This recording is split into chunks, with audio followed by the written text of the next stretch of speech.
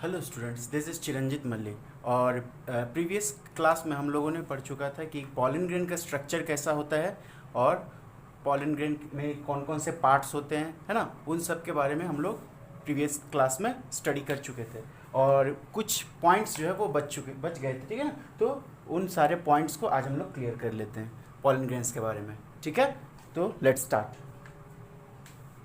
तो हम लोगों ने पॉलन ग्रेन्स के बारे में ये पढ़ा था कि पॉलन ग्रेन का जो पूरा सेल होता है वो दो अनइक्वल सेल्स में बटा होता है ना। ऊपर वाले जो बड़ा वाला सेल है उसे हम लोग वेजिटेटिव सेल और जो छोटा वाला सेल है उसे हम लोग जनरेटिव सेल कहते हैं, ठीक है। वेजिटेटिव सेल का साइज बड़ा होता है और जनरेटिव सेल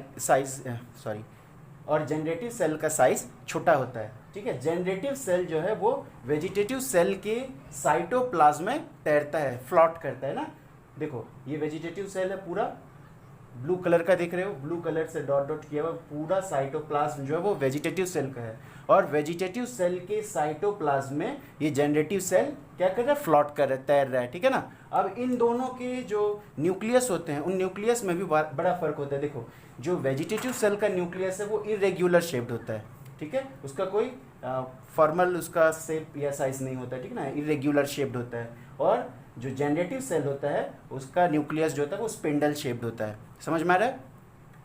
तो मैं पहले भी बता चुका और अभी भी बता रहा हूँ कि जो न्यूक्लियस का शेप है उसको अच्छे से याद कर लेना। वेजिटेटिव सेल का न्यूक्लियस क्या होता है, इरेग्युलर शेप्ड होता है। और जनरेटिव सेल का जो न्यूक्लियस होता है वो स्पिंडल शेप्ड होता है, ठीक है। इसे अच्छे से दिमाग में बैठा लेना। अगर नहीं याद हो रहा है तो मैं बता देता हूँ। अपने मन में एक छोटा सा इमेजिन करना कि देखो जिसको बहुत ज़्यादा जगह मिलेगा, है ना, किसी भी इंसान को या किसी भी चीज़ को बहुत ज़्यादा जगह मिलेगा तो वो क्या होता है, फैल के बैठता है ना। वो फैल के बैठता है। तो इसको ज़्यादा जगह मिला है तो इसीलिए वो पूरा फैल गया है, इसीलिए इरेग्युलर शेप्ड हो गया है। लेकिन जनरेटिव सेल का एक निश्चित शेप है ना, तो उसको उतना ही जगह में रहना है, तो इसीलिए इसका एक शेप, निश्चित शेप है इसका भी न्यूक्लियस का, ठीक है ना। जनरेटिव सेल छोटा है इसीलिए उसको अपने उस छोटे साइज के अनुसार ही अपना न्यूक्लियस को भी शेप देना होगा ना, तो उसको स्पिंडल शेप का होगा, ठीक है। लेकिन वेजिटेटिव सेल में बहुत ज़्यादा जगह है तो उसका न्यूक्लियस भी पूरा फैला हुआ है। समझ में आ रहा है। तो इसीलिए वेजिटेटिव सेल का जो न्यूक्लियस होता है वो इरेग्युलर शेप्ड होता है और जनरेटिव सेल का न्यूक्लियस क्या होता है, स्पिंडल शेप्ड होता है। समझ में आ रहा है। अब आगे बढ़ते हैं हम लोग कि जो वेजिटेटिव सेल जो है वो बहुत हाई अमाउंट में फूड स्टोर करता है ना। फूड स्टोरेज होता है वेजिटेटिव सेल में हाई अमाउंट में, बहुत ज़्यादा मात्रा में वेजिटेटिव सेल में फूड रिजर्व होता है। समझ में आ रहा है। तो इसको भी कैसे याद रखें कि वेजिटेटिव से एक इमेजिन करो, वेजिटेबल का नाम आता है, वेजिटेबल, और वेजिटेबल क्या है, फूड है, इसीलिए वेजिटेटिव सेल में हाई फूड रिजर्व होता है। समझ में आ गया। और जनरेटिव सेल का जो साइटोप्लाज्म है वो काफ़ी डेंस होता है, यहाँ देख सकते हो। इसमें भी हम लोग सोच सकते कि जितना वॉल्यूम ज़्यादा रहता है उतना उसका डेंसिटी कम होता है, और वॉल्यूम कम होगा यानी कि density is inversely proportional to volume. ये हम लोग जानते हैं, बचपन से पढ़ते आ रहे हैं, density is inversely proportional to volume, है ना। तो यहाँ पर इसका वॉल्यूम ज़्यादा है वेजिटेटिव सेल का, इसीलिए उसका डेंसिटी कम होगा। और जबकि जनरेटिव सेल का वॉल्यूम कम है ना, इसीलिए इसका डेंसिटी ज़्यादा होगा। तो इसीलिए इसको कैसे इसको इस टाइप से याद रख सकते हैं ना कि स्पिंडल शेप्ड न्यूक्लियस होता है जनरेटिव सेल का, और इसका जो साइटोप्लाज्म होता है वो कैसा होता है, डेंस होता है। समझ में आ रहा है। अब हम लोग आगे बढ़ते हैं। और एक बात मैं तुम लोगों को बता चुका था लेकिन नोट नहीं करवाया था कि about 60% of angiosperms the pollen falls on stigma at the two celled stage, but in about 40% of plants the generative nucleus of pollen divides before pollination. ये पॉइंट क्या कहता है कि जो एंजियोस्पर्मिक प्लांट्स होते हैं, हम लोग तो अभी फ्लावरिंग प्लांट्स यानी एंजियोस्पर्मिक प्लांट्स के बारे में ही पढ़ रहे हैं, लेकिन उनमें भी 60% एंजियोस्पर्म में क्या होता है कि ये जो फिगर देख रहे हो डायग्राम, उस डायग्राम के अनुसार ही देखो ये टू सेल्ड स्टेज है ना, एक वेजिटेटिव सेल और एक जनरेटिव सेल।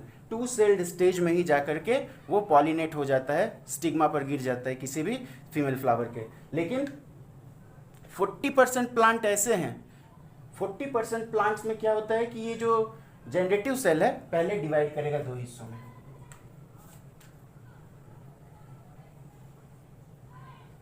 60% में ऐसे ही में गिर जाता है, ठीक ना, ये वेजिटेटिव जनरेटिव इसी के फॉर्म में, इसी फॉर्म में गिर जाता है। लेकिन 40% में देखो, ये 60% में होता है, 40% में क्या होता है कि वेजिटेटिव जनरेटिव रहेगा, वेजिटेटिव जैसा है वैसे ही रहेगा, ठीक है ना, उसका काम सिर्फ फूड को रिजर्व करना है, उसका और कोई काम नहीं है ना। उसका न्यूक्लियस गैमेट नहीं बना रहा है ना, उसका न्यूक्लियस नहीं जाएगा फर्टिलाइजेशन करने के लिए।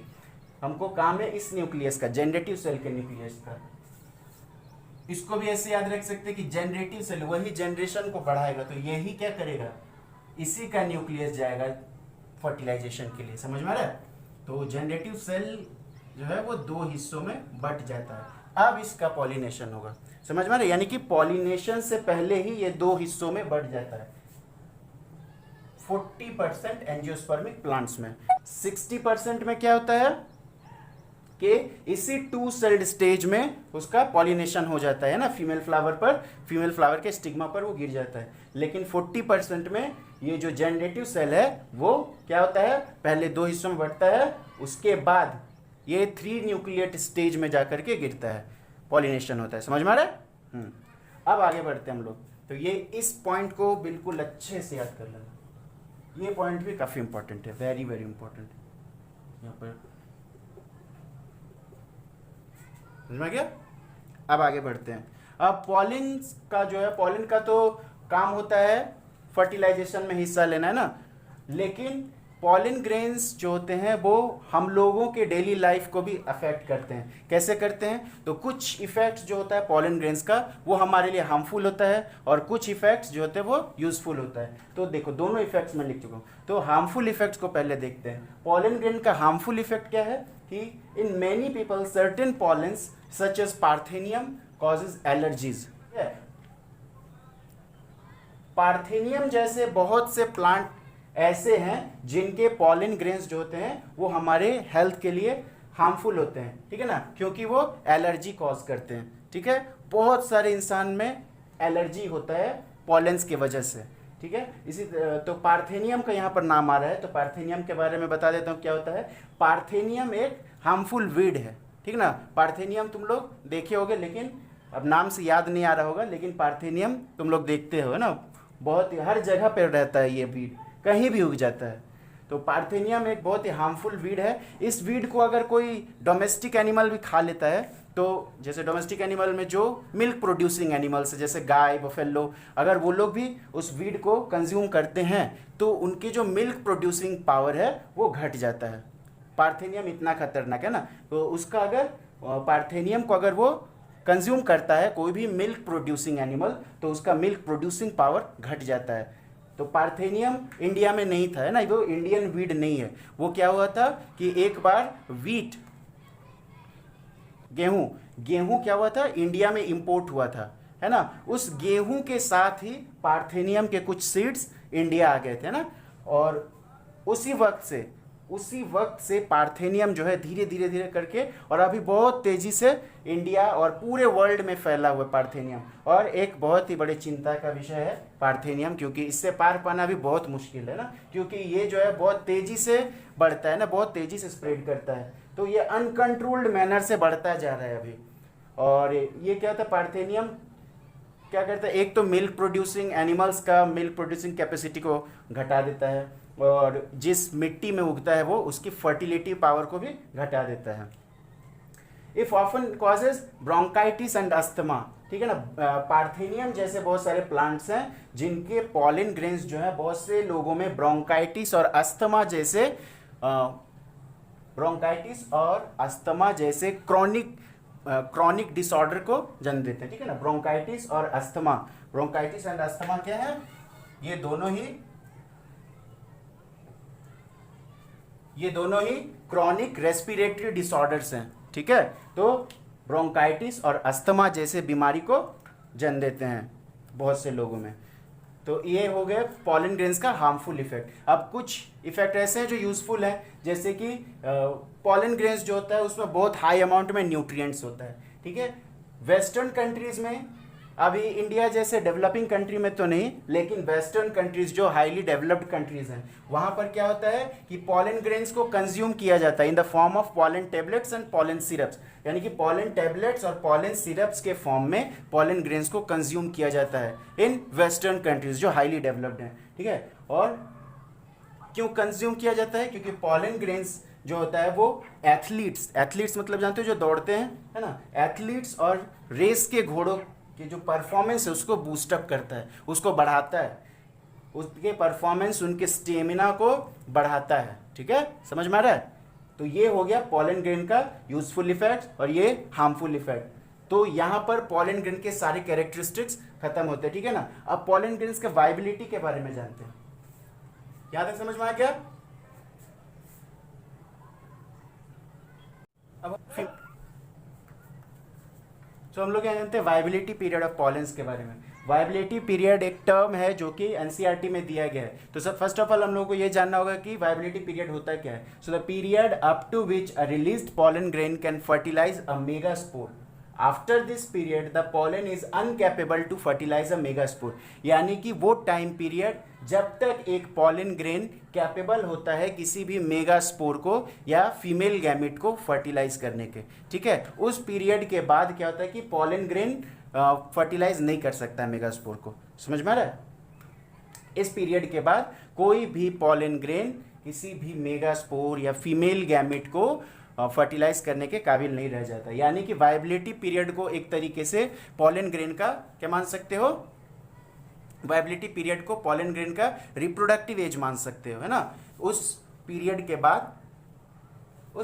बाद पॉलन ग्रेन जो है वो अपनी रिप्रोडक्टिव पावर को खो देता है, यानी कि अब वो फर्टिलाइज नहीं कर पाएगा मेगास्पोर को। अगर उसे ज़बरदस्ती अगर उसे पॉलिनेट कर भी दिया जाता है फीमेल फ्लावर में, स्टेमन में उसको डाल भी दिया जाता है, स्टिग्मा में उसे डाल भी दिया जाता है, तब भी वो मेगास्पोर को फर्टिलाइज नहीं कर पाएगा।